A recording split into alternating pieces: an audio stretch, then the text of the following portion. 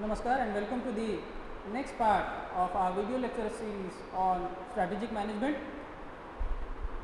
Today we will discuss about environmental appraisal. There are two very distinct kind of environment that in which a business operates: the internal and the external environment. Internal environment is comprised of employees, management, assets, capabilities, resources, and the external environment comprises of suppliers, customers, government, society. The list is not exhaustive. This is the list, and it includes the list. In both these lists will include many more factors which are not discussed over here, but these are the more important ones. Well, environmental appraisal, basically appraising anything, involves inspecting, investigating to find out if there are any strengths or weaknesses or opportunities and threats emanating from anything. So it's basically an inspection of the environment outside the premises of the company and inside the premises of the company to find out whether any strengths or weaknesses are there in the internal environment and whether any opportunities or threats may arise from the external environment.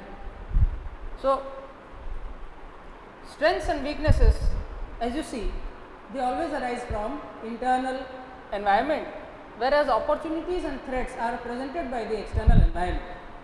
The company needs to analyze, or the strategist, the analyst needs to analyze, needs to inspect whether strengths are sufficiently available which can be capitalized upon, whether there are weaknesses which might impede our progress, which might cause us problems in achieving our goals and objectives, fulfilling them, whether there are any opportunities which can be encashed, which can be utilized in the external environment, are there any potential threats in the external environment about which the company needs to be aware of. So, when we appraise these environments, both the environments, we will come across various levels of all these four factors. I mean, strengths, all the strengths may not be equally important for the company or may not be equally critical for success, as we will see in something called as the critical success factors approach. Similarly, all threats may not be equally threatening or dangerous to the company. So, all the opportunities or threats or strengths or weaknesses are not treated the same way. They need separate treatment according to the severity and the largesse of the opportunity or threat. Next, we will proceed towards various tools which are used to analyze the internal and external environments. First, in fact, there will be I will not prefer to stick to any one particular approach first, as in we will not be limiting ourselves to only analyzing the internal environment first. We will discuss various tools and we will be pointing out which of these tools are made for the internal and for the external environment. Before that, a small discussion on the approaches used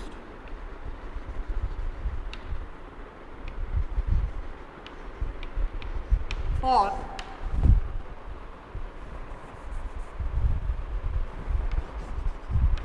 appraising the environment. What are the approaches to environmental appraisal? There is a systematic approach,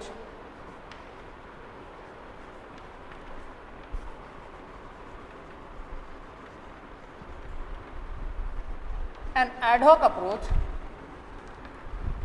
and a processed form approach.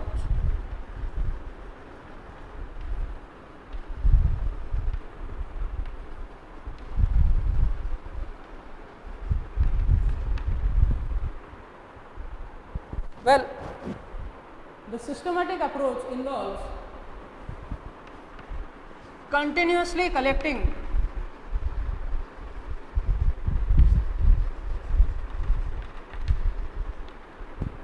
data or information from the surrounding environment and the internal environment, which will limit the severity of any opportunity or threat arising from the outside environment, or any weakness or strength that can be utilized or that needs to be worked upon in the internal environment.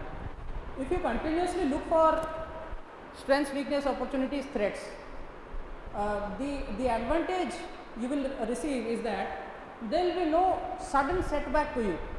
Your organization is not going to be in a shock, nothing sudden will happen, because the environment is continuously monitored for all these 4 factors. So, it has an advantage in that it prepares the organization for any eventuality in a better way. You are better prepared. But there is a drawback also. Systematic approach involves expenditure, a continuous commitment from the organization's side that we will allocate a certain amount of our budget every year for continuous data collection. Besides this, although you will collect data, there is no saying that all this data will be immediately useful to you. Okay, you will have a very good idea of the immediate environment and the far environment, you will have a very good picture of it. But sometimes the company might think, what are my strategic analysts doing actually? Right now, all is hunky dory, the environment is very stable, we are growing at a very good pace, we are satisfied. So, why do I need strategic analysts? They might suddenly start to appear as a bench, as a kind of drag that the company needs to carry. So, that is the disadvantage or problem of continuous data collection or systematic approach. The ad hoc approach involves time to time collection of data through surveys. As and when the need arises, the company might conduct a survey to address an immediate problem. This will work out for the company properly and well if the severity of the problem is not very large. If it is a moderate to weak or less severe problem, marketing problem or a business problem, then these time to time surveys or the ad hoc approach to environmental appraisal might save the company. But if the company undergoes certain downturn, the economy overall undergoes a certain downturn because of unforeseen reasons like the corona pandemic, then ad hoc approaches might fail, because ad hoc approaches are designed to give a sudden thrust, a short term thrust to the company, whereas pandemics, wars, they might eat into company revenues for medium to long term. That is when ad hoc approaches might have a problem. Processed form approach, this approach is very convenient in the sense that already some database exists,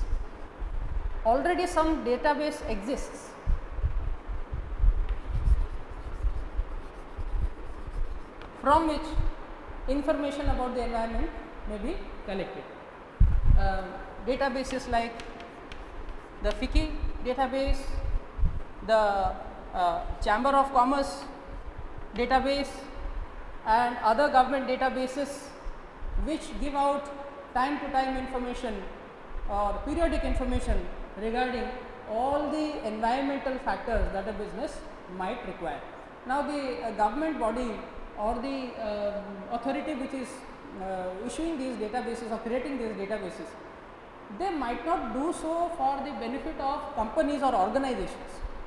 They have a separate purpose behind conducting their own surveys, but such data like demographic data, psychographic data, behavioral data, these are all very vital and useful information for any company.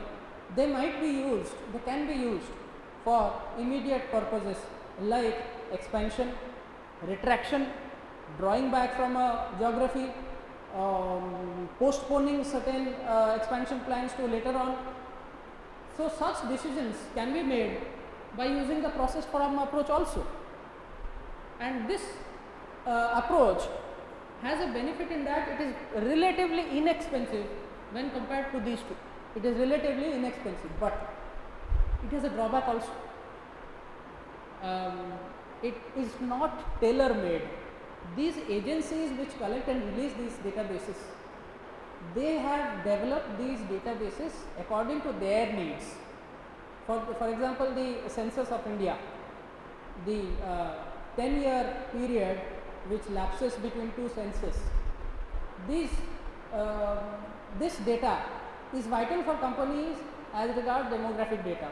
But if a company wishes to have psychographic variables, wishes to have an idea of what is the behavior of consumers towards a certain brand, towards a certain product, what is the psychology behind consumers behaving in a certain way, then the company might not get it from the census data.